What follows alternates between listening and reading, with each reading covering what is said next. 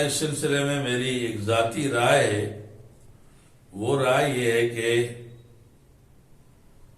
علماء کرام کو خصوصاً وفاق المدارس العربیہ پاکستان کو اور تمام وفاقائے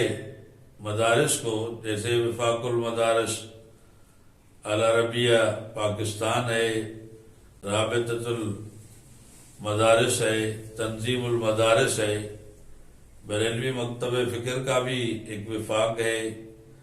اور دیوبندی مکتب فکر کا بھی وفاق ہے، اور اسی طریقے سے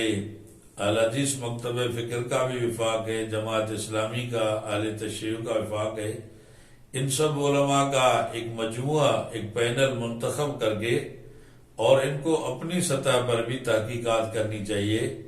کہ ان کی شاخیں تقریباً پورے ملک میں پھیلی ہوئی ہیں، ہر خطے میں،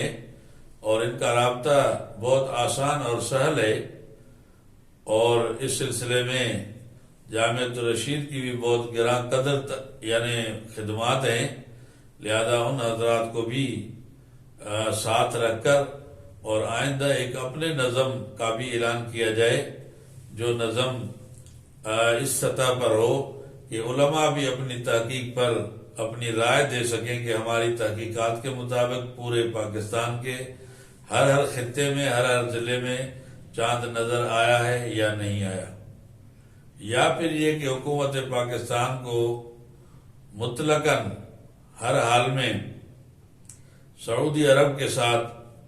اور اس کی قضاء کے ساتھ اپنے فیصلے کو منسلک کرنا چاہیے کہ اگر سعودی عرب کا کسی زمانے میں فیصلہ ہو جاتا ہے تو ہم بھی اس فیصلے پر لبیک کہتے ہیں۔ اس میں کوئی شک نہیں ہے کہ مطالع مختلف ہوتے ہیں، چاند کے طلوع کی جگہ مختلف ہے،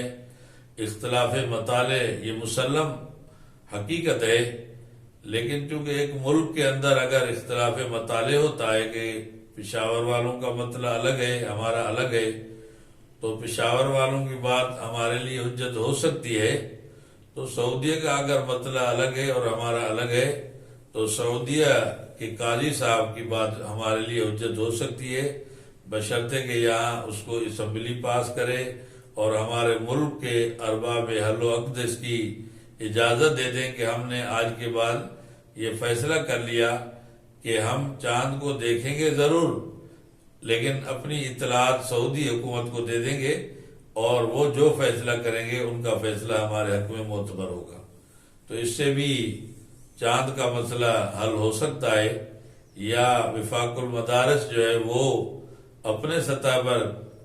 اس کی تحقیقات کرائے تب بھی حل ہو سکتا ہے، اور کیونکہ بظاہر ایک صورت چل پڑی ہے کہ ہمارے اکثر مکاتب فکر کے آپس میں ہم آہنگی نہ ہونے کی وجہ سے ایک دوسرے کے رؤیت ہلال کمیٹی کے چیئرمین ہونے کی حیثیت سے اگر اس مکتب فکر کا آتا ہے تو اس میں شبہات دوسرے مکتب فکر کرتے ہیں، اس کا آتا ہے تو دوسرے مکتب فکر کرتے ہیں، اس لیے اپنے طور پر بھی اس کی تحقیق لازمی کرنی چاہیے،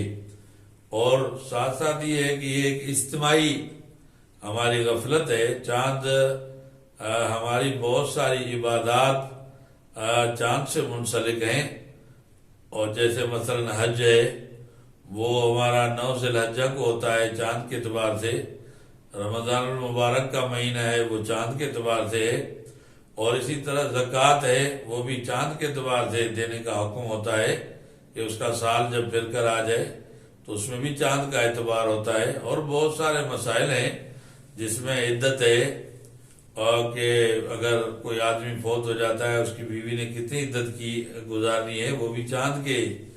ایام کے اعتبار سے اور مہینوں کے اعتبار سے ہوتا ہے، لہذا ان احکامات کی بنیاد پر ہمیں ذاتی طور پر اہل اسلام ہونے کی بنیاد پر حکومت پر چاند کی تحقیقات کو نہیں چھوڑنا چاہیے، بلکہ ہر ایک علاقے کے اندر اس کی علاقائی کمیٹیاں ہوں جو چاند کی تحقیقات کریں اور اس کی اوپر اطلاعات دے دیں، اور باوثوق انداز سے اوپر اطلاعات دے دی جائیں، تو یہ مسئلہ انشاءاللہ اس دور میں